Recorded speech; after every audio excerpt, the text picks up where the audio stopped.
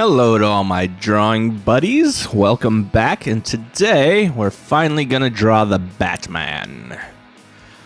Batman, his first appearance was in Detective Comics number 27 from 1939. He came into be because his co-creator, Bob Kane, saw the success of Superman, and he went into the office of the DC editors and he said, "Hey, I can make you a character just as cool and just as popular, and all you gotta do is pay me the same thing that you are paying Siegel and Schuster for Superman."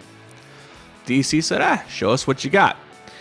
So Bob Kane went and called up his buddy Bill Finger, or just stopped by his apartment and said, "Hey, I got this idea for this character called the Batman. We're gonna pitch it over to national periodicals, and if they like it," national periodicals was DC, "they're gonna, pick it up and publish it.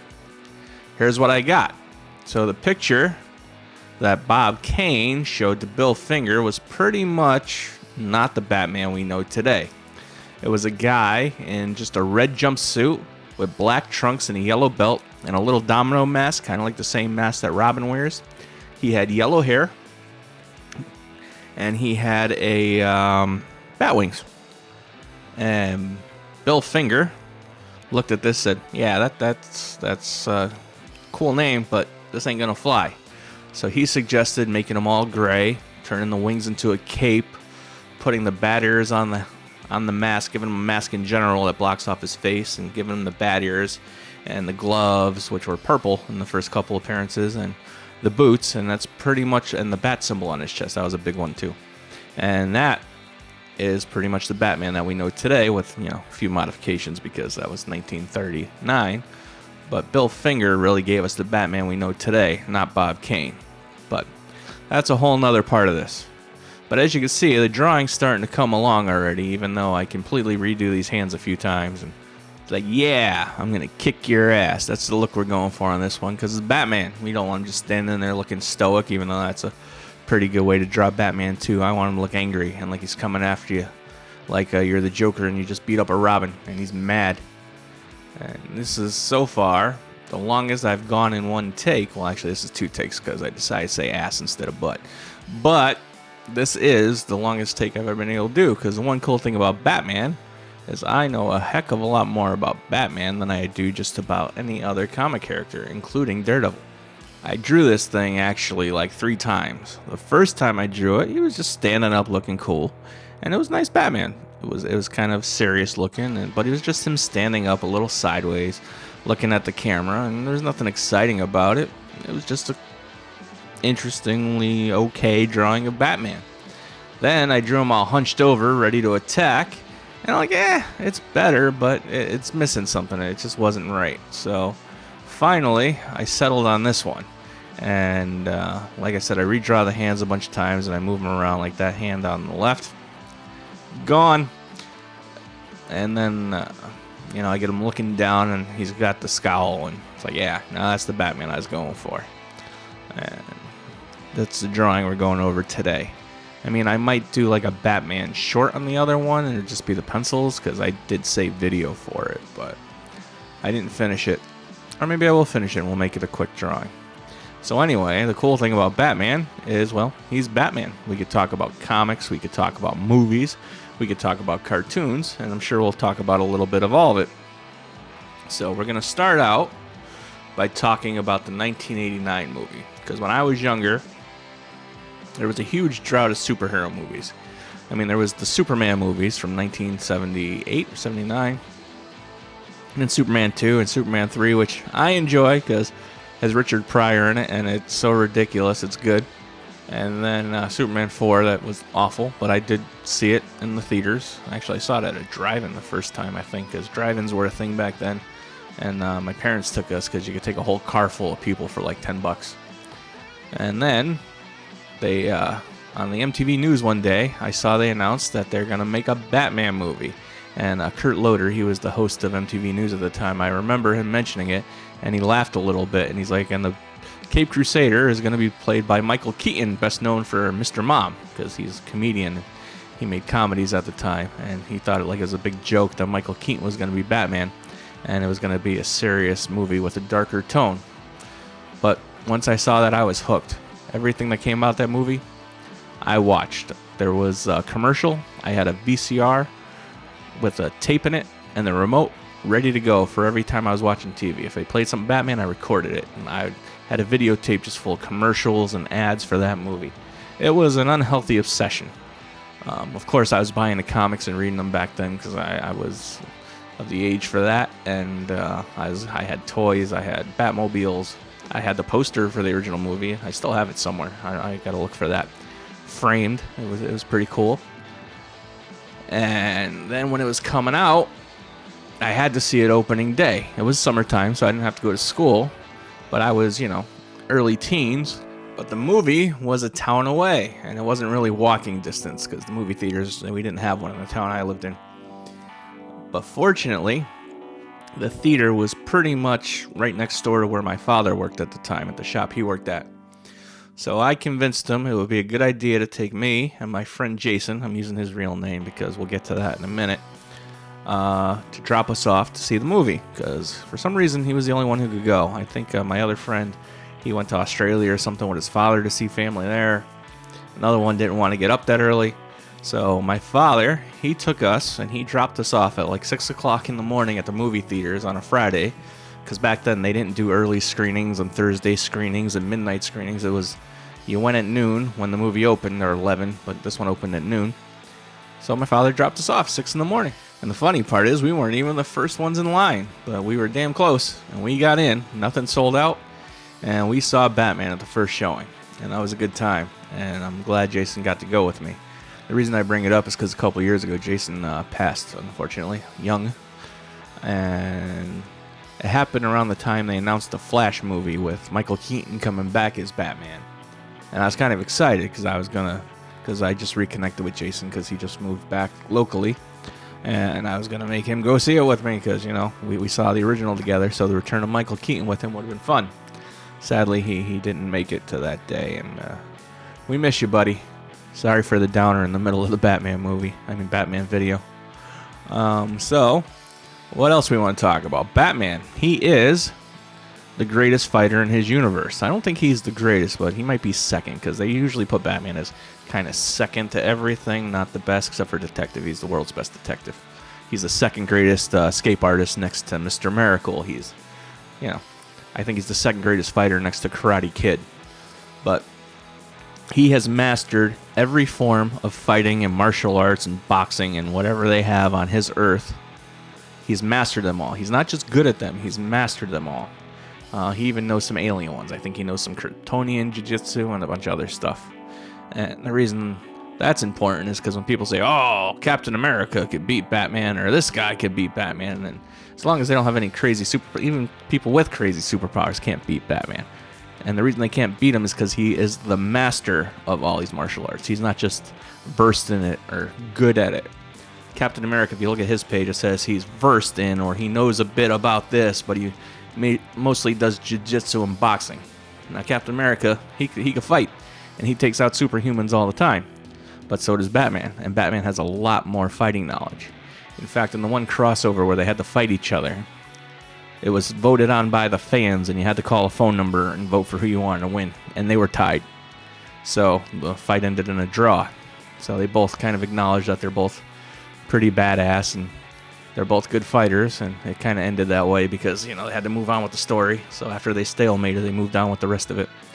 In fact, the one ridiculous thing in that crossover was they put Wolverine up against Lobo, and Wolverine beat Lobo. I love Wolverine. He's probably my second or third favorite character, but there's no way in heck he'd stand a chance fighting Lobo. It just would not happen.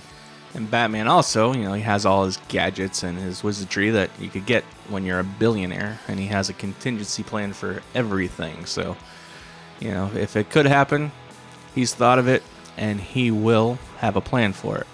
Because, like I said, he's considered second of everything, so he's also the second smartest man in the DC universe next to Lex Luthor. But I think that's kind of debatable, because I remember a story, I don't remember if it was in the comics, if it was in the animated series, or if it was in one of the Justice League animated series, but Lex Luthor had a deal with Batman, and he was going to try to take over Wayne the Wayne Foundation, the Wayne Enterprises, because Bruce wouldn't weaponize the thing they were working on together. And so Lex tried, do Lex Luthor stuff and take over Wayne Enterprises. And Bruce Wayne got in it, and he did all the fun business stuff, and he outsmarted Lex and wouldn't let him take over the business. And I think he humiliated him, or even might have taken over LexCorp for a little while. It could have, but he just told him, back off. And then Superman or Clark, I don't remember if he was his Clark Kent or Superman, he's like, how did you do that? Lex Luthor, he's been the bane of my existence forever, and you outsmarted him, that easily. And he's like,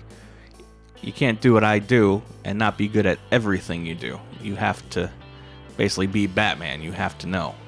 And Clark's like, oh, and he was impressed, and that was the end of that. I think it was the Batman Superman animated video where they merged together, because I remember buying that at the local comic shop and watching it with my boy a lot, and that one stuck in my head, so that could have been it. That was a fun one, because Bruce shows up in Metropolis, and he's working with Lex, and Superman peeks through his mask with his X-ray vision, and Batman's like, that's cheating. So Batman sticks a tracker on him, and somehow Superman doesn't notice it, and he follows him home, and he figures out that Superman is Clark Kent. And then at that time, Superman and Lois weren't dating. So Bruce kind of moves in on Lois, and they start dating, and she's telling Clark how great he is, and it's a really weird, really messed up kind of Batman-Superman story, but it's fun, and I probably watched it a million times back in the early 2000s, so that one's pretty much burned into my brain. But as you can see, I pretty much finalized where Batman's going with his fists and his hands and his pose and the angry look in his face, and here I flipped it so that it's backwards, and the reason you do that is mostly for the face, because sometimes you'll draw a head and it'll look really cool, and then you're like, oh, I got this down, and then you'll flip it over or look at it upside down, and it just looks wrong. It's crooked, it slants to the right or the left, the eyes aren't even, but when you're looking at it the way you drew it, it looks fine, but as soon as you flip it, it looks really bad. So I usually flip drawings when there's a straight-on face going on, so that I could see if there's anything I need to change, and that's why we do this. We end up flipping them back eventually. And the pencils are coming together nicely, so we're almost getting to the point of inking Batman. I don't remember how far I take the pencils on this one, so I guess we're going to learn together. I've been doing drawings 2 days a week, and I work on them in between when I'm doing others, but I got 2 days where I just sit down and I just work through it. And I'm a little ahead on the drawings, but I'm a little behind on the voiceovers. And I aired things a little bit out of order because, with the Stitch movie coming out, I wanted to get the Stitch one up. And then I liked Ochako, so I wanted to get her up. And so now we got to get Batman going. And then after Batman, I got a Spider-Gwen, and I got a Venom, but the Venom's a mashup, which I won't let the secret out on yet because it's just a fun thing.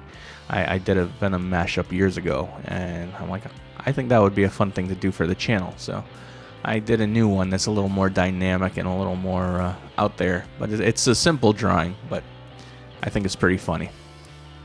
So let's see. What else can we talk about Batman? When I was going to art school, and I was trying to figure out the whole drawing thing, I had pretty decent basics and bones, and I exaggerated figures well. But I didn't really have a style of my own, and it's something that I was looking for. I wanted, to draw something like, oh yeah, Frank drew that. And this kid, Ethan, I believe, he was from the same state I'm from, and we went to the same art school, and he had the art guide to Batman the Animated Series, the 4th season, where they made Batman bigger and bulkier and more square-jawed, and there was a lot more black, and everything was simpler. So they made the stories a little more edgy, but the art was funnier. Could have been the other way around. I haven't watched it in a while. But the point is, he had the art guide, and it showed you the do's and the don'ts and the style guides, and it showed you how they handled the blacks. And that was a revelation, because pretty much everything was just black with very minimal highlighting, and things would move in front of other black things, and instead of showing the hand through a highlight, it would just disappear until it popped up again. And wow, that's pretty genius. This is Bruce Timm, so of course it was pretty damn genius. So I studied that thing. He actually gave it to me. I wish I still knew where it was. Probably worth a small fortune. But I studied that thing, and I copied things, and I drew things from that, and I did my homework. And eventually I got to a point where I liked the way that my blacks were looking, and they fit the drawings that I was doing, and most of it came from looking at the drawing guide to the Batman animated series. Another kid I went to school with, we had a bunch of Wizard magazines in the house we lived in. One of the kids had a whole run from like number 1 to whatever it was at. And if you remember the Wizard magazines from back in the day, they always had a how to draw section. Some of it was by Bart Sears. Some of it was Greg Capullo. And one of the kids in the house, he started working at an Office Max or a Kinko's or someplace that had copiers. And since I used to drive him to school, he gave me one of these things. What he did was he took all of the Wizard magazines to work one day, and when it was slow, he would just scan pages. And then when he had them all scanned, he put them all in a binder, and he made a big art book on how to draw from the Wizard comics. So it was literally all the how to draws for like 200 issues of Wizard or whatever it was. And I wish I still had that too. I left it in one of my cars one night, and one of the window seals leaked or something, and the floor got wet, and it ruined the whole book, and I was so depressed. And so that got lost in time, but I eventually actually found somebody who else did that on the internet, and I downloaded it, so I sort of still have it. And I also go on the internet for artists that I like, and I'll take pages and drawings they did, and I'll put them in a file, and I'll make like one big PDF out of them. Like I have one for Greg Capullo, I have one for Chris Pacello, Art Adams, and I use those for inspiration on how to do things too when I'm stuck, and I'm like, how would Chris Pacello handle this? And then I'll go on and do that. And the Batgirl drawing, for example, is based on a Chris Pacello drawing that he did of Magic. But this Batman one, it's all me, and I kind of went back to that Batman the animated style. I mean, it doesn't look like Batman the animated style, but the way that I draw musculature and simplify some things, you could definitely see it in there if you know what you're looking for. But I went back to it with the blacks. With this one, I left the blacks pretty solid. And I just drew in a few lines here and there to show that there's fabric and motion. And other than that, it's mostly just big blocks of black. Because I haven't done that in a while. And it's Batman. And for Batman, it keeps the whole darkness and look and the vibe of Batman. I almost was going to go with the blue cape, where, it's all open. And you got the blue and the 70s look, but I decided I was going to do it the way that I always do it, with a heavy blacks, and that's the way I just draw Batman. So that's what we're getting here. Another thing about Batman is he's the one who made comics cool again. He made it okay for adults to read comics and not hide them from their wives or their family. And it was all started with Batman: The Dark Knight Returns by Frank Miller. It was 1986. He came off of his Daredevil run. I think he did Batman first. And he wanted to do kind of like a deconstruction of Batman, something that's become really popular these days, but he was doing this back in 1986.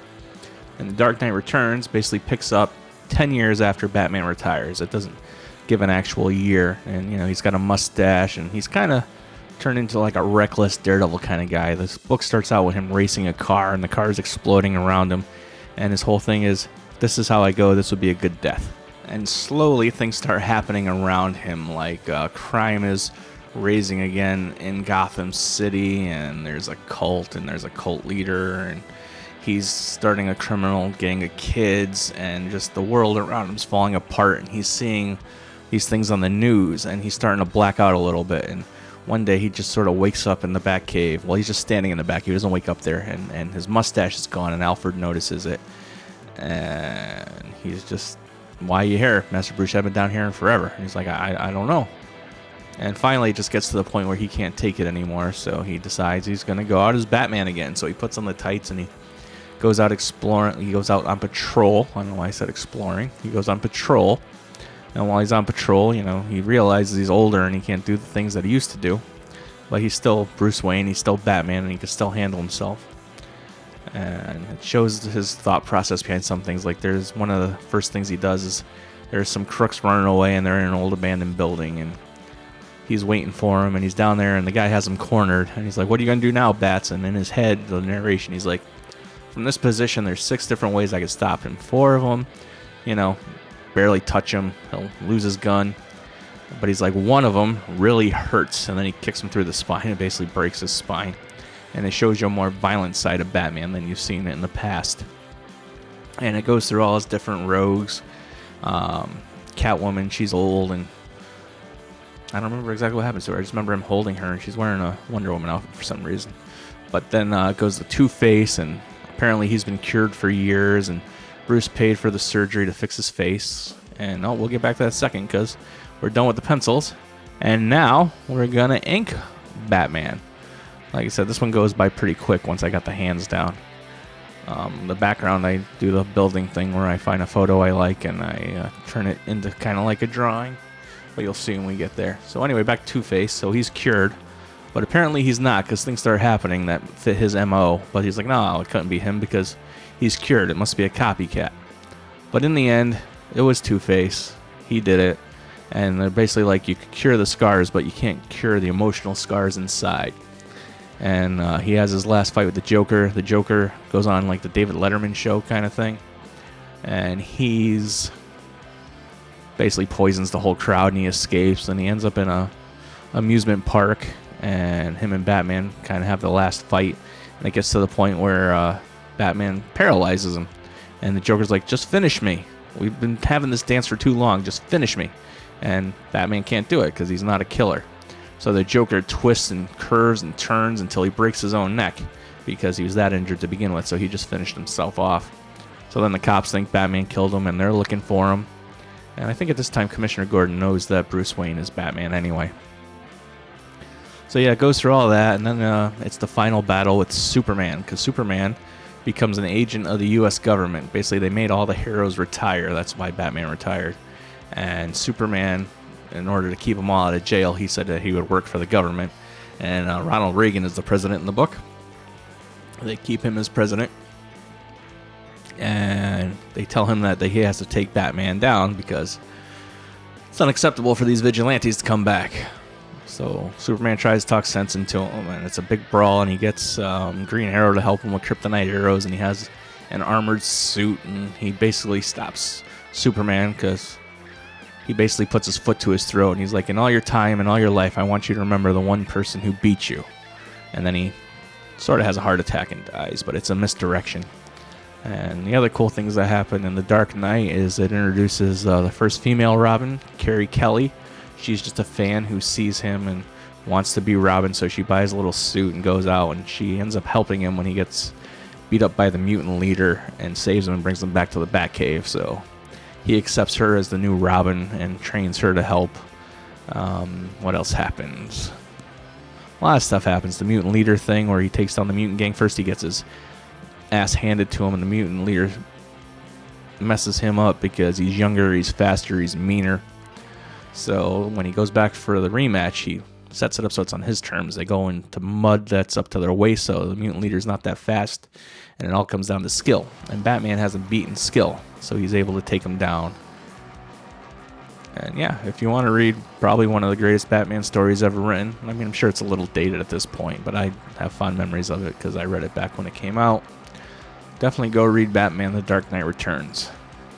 I won't talk about the Killing Joke because we went over that a lot in the Batgirl video, but that's another one. And when I was younger, I also had a set of books. It was called The Greatest Batman Stories Ever Told, and it was The Greatest Joker Stories Ever Told. And it was a bunch of stories from the Golden Age up to the mid-'80s. And it had some great stories in there. One of my favorite ones in there was Batman, and it's Bruce Wayne. He took a bunch of underprivileged kids camping in the woods, and one of them brings up Batman. So Bruce is like, well, what do you all think of Batman? And each one tells a different story. One of them sees him as like a cool skater guy. He's black. He has a cool like a suit for the time. It's almost like a disco suit. He's on roller skates, and it's fun. And another one sees him as like a shadow and a ghost and all this stuff. And they all tell their different stories about what they think the Batman is like. And then Bruce disappears for a minute, and he jumps out of the woods dressed up in the Batman costume as Batman. And the kids just laugh like, oh, Mr. Wayne, stop messing around. We all know that Batman is not just a man in a costume. And it was pretty funny. And there's a couple other stories like that. Yeah, they retold that one a few times. One of them was in an animated tie-in to the Christian Bale Batman movies, I think, before The Dark Knight came out, and one of the stories was a version of that. And there was also another version from the animated series where they did a few things like that. They had one that was kind of The Dark Knight Returns, and then they had one that had the different versions of Batman. And yeah, so that story's been told a few times. Well, same story, they just rewrote it for different audiences. And it's a really good one. I wish I could remember what issue it is. I would tell you which one. The inks are coming along quickly on this one because, like I mentioned earlier, I keep it really simple. And I keep it really black. I mean, I do add some white lines and some shadow angles just so it's not all black. But for the most part, it's all black, which makes this go by extremely quickly. In fact, now that I think about it, I'm probably going to have to do Batman every couple months just to get through all the Batman stuff because there's so much you could talk about. Another Batman story that burnt itself into my brain was A Lonely Place to Die. And that was when they killed off the Jason Todd Robin. I remember buying the issues before that, and they had a thing, do you want Jason Todd to live or die? And then there was like a 900 number, and you called, and you cast your vote, live or die. I voted for him to die because he wasn't Dick Grayson, and he was kind of annoying. And so the story came out, and I don't remember all the particulars. I just remember Batman and Robin tracked the Joker down to, I think it's Iran or Iraq, one of those two. And the Joker ends up murdering Jason Todd. They're in a warehouse. Batman's not there for whatever reason. And he just beats him mercilessly with a crowbar. He just destroys poor Robin. And then he blows up the warehouse as Batman gets there, and Batman goes through the rubble. And then that's the issue where you voted on, because then the next issue starts and Robin's dead. He's dead in Batman's arms and he's screaming. But I guess they drew the pages for both. They did just 1 or 2 pages where he lived, and then the story would have continued, but they continued the story with the vote. So it never continued after him living. That wasn't written. Only him dying was, but they just had the splash page for the issue before ready just in case the vote came in. And it was decided that Robin lived. But he didn't. And it just struck me as kind of weird because Batman took the time to put him in his regular clothes and rush him off so that their secret identities wouldn't be exposed. And then the Joker somehow got diplomatic immunity from the government of Iran. I want to say it was Iran. I don't think it was Iraq. This was the late 80s. And yeah, it was a little weird at the time because then they got into the politics of it and whatnot. And obviously Batman brings down the Joker and doesn't kill him, refrains himself from killing him. And I think Superman talks him out of killing him or whatever. And Jason Todd was supposed to be permanently dead, just like Barry Allen was supposed to be permanently dead. But of course, and then not the New 52, later on in Batman 630 something, they bring him back as the Red Hood. He gets, I want to say, the Lazarus Pit. They bring him back through the Lazarus Pit. They tease him coming back in Hush, but it wasn't him, it was Clayface. And then they actually do bring him back later on, and now he's the Red Hood. But he was supposed to stay permanently dead, just like Barry Allen was supposed to stay permanently dead. And here you can see I'm adding in some highlighting and some white lines just to break up the black a little bit, because it was a little bit too much. But I don't do a lot of it. Like sometimes when I draw the black, I cut in big chunks out to fill in for color so it's not too stark. But this one I wanted to be stark and simple and black. And I draw this eye a couple times too because it drives me crazy. But, yep. So that's where this goes. And when I'm drawing Batman, I'm more of a smaller to medium bat ears on the cowl type. I'm not into the really long ears. I think they look a little ridiculous. I think Greg Capullo did a great job with Batman, and he did a lot of black in the cowls. And Greg Capullo does everything great. I can't take anything away from anything he does. His Spawn is Batman. He's doing a Wolverine now. I haven't actually read it, but I follow him on Instagram, so I see all that stuff. Jim Lee does the smaller ears too.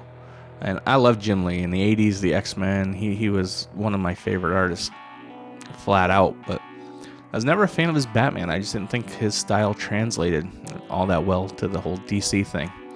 So his Batman and Superman, the stories are good. I enjoy Hush and the one with Superman where Poison Ivy takes him over and Batman fights him in the sewers and all that stuff. It's a great story, but I don't know. For some reason, I just don't see Jim Lee's art fitting DC. And that's probably because I grew up with him as a strict Marvel guy. So when he does something like Wolverine or Gambit. I'm like, yeah, cool. But he draws Batman. I'm like, yeah, it's cool. Better than anything I'll ever draw, but it's just not my thing.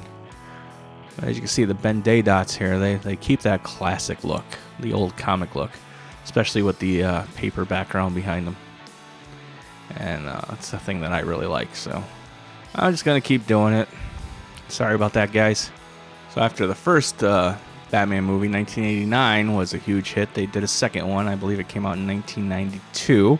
And that one had Catwoman and the Penguin, and it was sillier, but it was also much darker.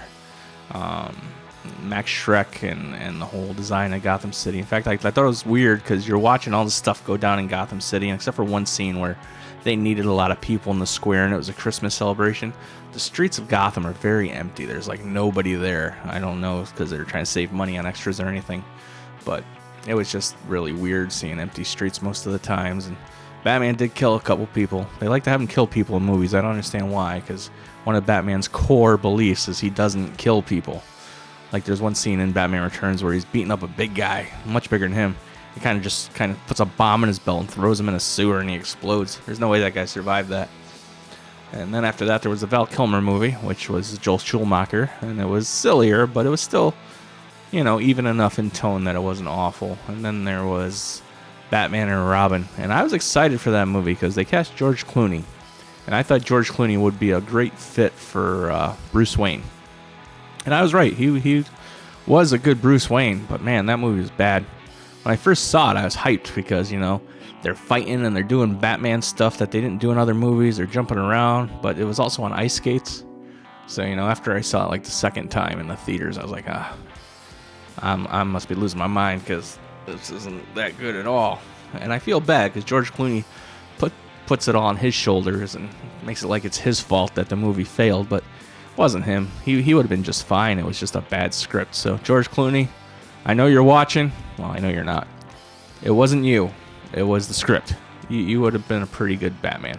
So I actually liked when he showed up at the end of Flash's Batman. That was probably my favorite part of the whole movie because it was ridiculous. And if you know me, I like things that are just funny and ridiculous and unexpected. And then, the Batman movies, they lay dormant for a long time. They didn't make any. Superhero movies were pretty dormant for the most part. You had the X-Men movies, Spider-Man, but DC was pretty quiet until they did the Christopher Nolan Batman movies.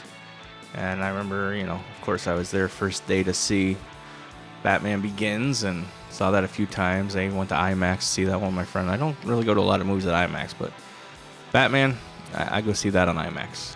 And I went with a friend of mine to that. And then when The Dark Knight comes out, me and a bunch of friends, we want to go to IMAX, but we didn't buy the tickets in advance. And all the local theaters that had IMAX were sold out and you couldn't get in. But I did a little online searching because, it was a little easier to do in 2011, 2012. Or no, it wasn't 2012, 2008. And I found a theater in White Plains, New York, which is about 2.5 hours from where we live, maybe even closer to 3. But I bought tickets and we all went. But the crappy part about it was I had to work in the morning, so I was tired. And there you go. The inks are done on Batman. And now we're going to color them up. I did my thing with the color swatches again just to make my life easier. And the problem is I put the Ben Day dots on the black layer, so I couldn't do the fancy fill tool thing, so I had to go back to the outlining. But again, we keep this one super simple, so there wasn't much to it. There's just a gray of his outfit, some blue, throw a few highlights in, a few darks, and call it a day. So, yeah, we went to see The Dark Knight in White Plains, New York. I think it was a long movie. It was over at like 4:30 in the morning. And we had to drive back 2 hours. And then I had to work in the morning, and I was going to call out, but I'm like, yeah, I can't call out for this. I mean, I got other things I need to call out for that are more important than a Batman movie, so I went to work exhausted. It was an awful day of work, but it was worth it because I saw The Dark Knight opening night on IMAX, and it was a great way to see it. Another bad thing about The Dark Knight was there was a shooting in one of the theaters. Some crazy guy went in and he shot up a theater and he killed a lot of people.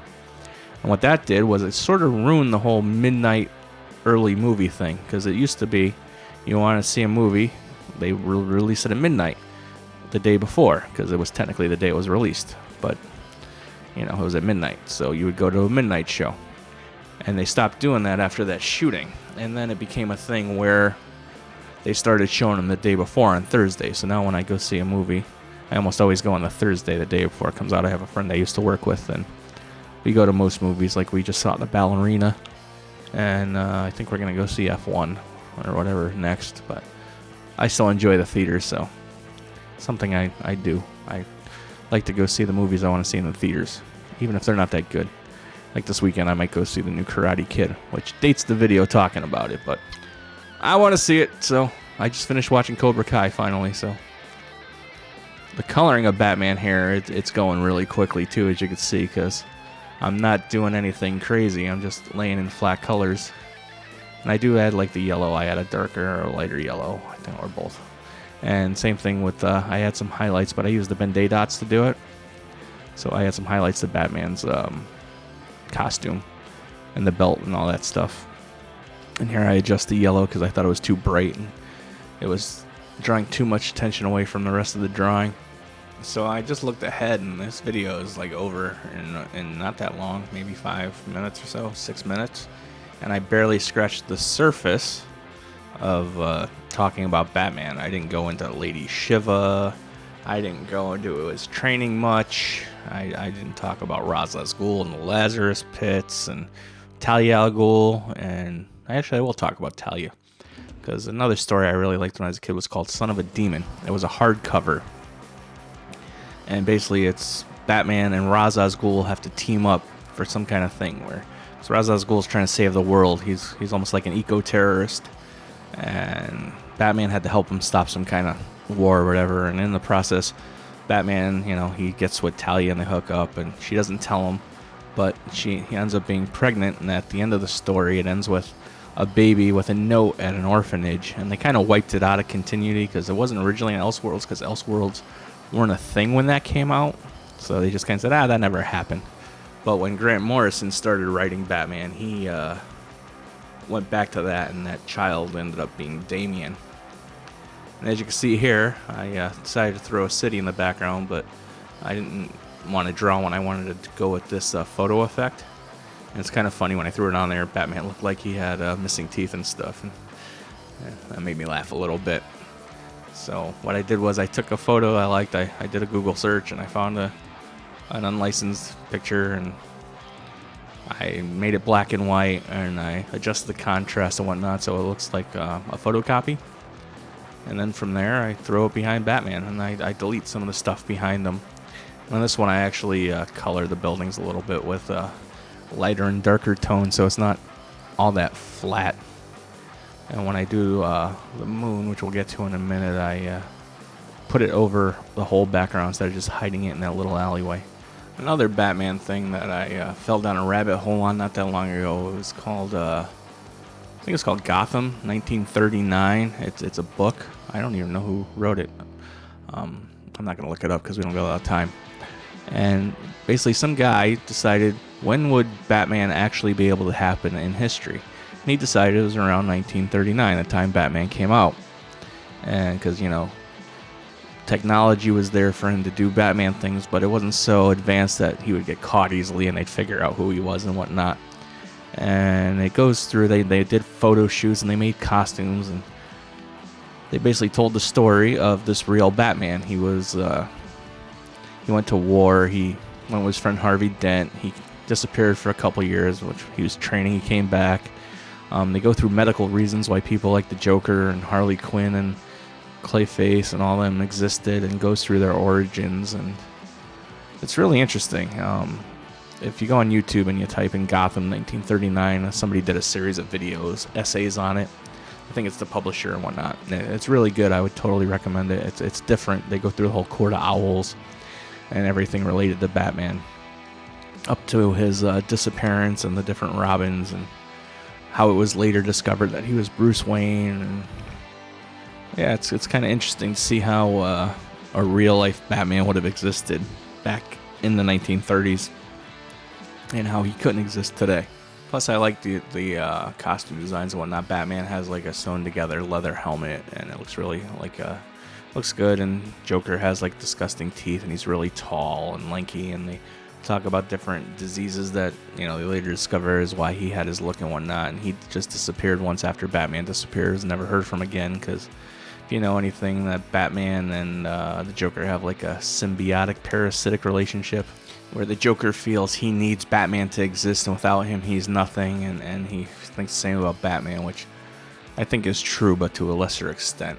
One of the things they say about Batman is, do the criminals exist because of Batman, or would they have existed without Batman? And that's another one of those things where you don't know. Did all these super powered and weird villains pop up because Batman exists, or would they have been there anyway without a Batman? So after The Dark Knight Returns, Frank Miller did Batman's origin and with Batman Year One, and that's probably the best telling of Batman's origin. They keep it simple. They don't keep it too advanced or techy. And he comes back from his training and reclaims his life, and he starts fighting crime just by going out on the streets, with minor makeup to disguise that he's Bruce Wayne. And he realizes it's not working because he keeps getting beat up and nobody's afraid of him. And he's sitting in his study and he feels like he failed, and he realizes he needs a symbol, something that'll strike fear into the hearts of men. And just as he thinks that, a giant bat comes flying through the window, crashes it, and he realizes that's it. That's what I will become. I will become a bat. And then him and Alfred, they make the bat suit, and this story introduces like Falcone and all the mobsters and whatnot, and Catwoman's a big part of it. She's basically a prostitute, and she lives off the streets by robbing people and turning tricks, and she has like a girl who lives with her and helps her out. And she sees Batman and she decides, hey, if he could do that, I could do that. So that's why she becomes Catwoman.